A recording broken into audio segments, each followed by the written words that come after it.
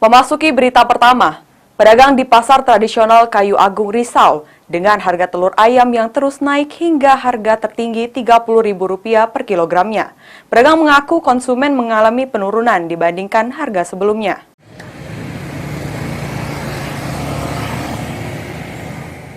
Inilah pasar tradisional Kayu Agung Oki. Para pedagang risau dengan harga telur yang sudah naik hingga ke harga tertinggi Rp30.000 per kilogramnya.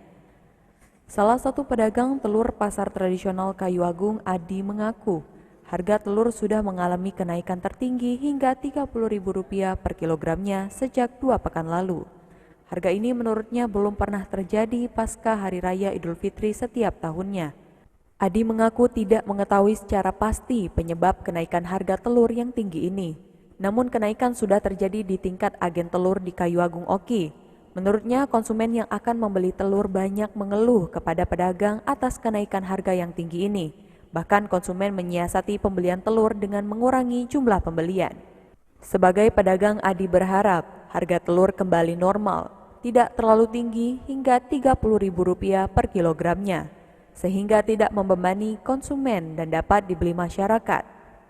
Ahmad Romawi, PAL TV.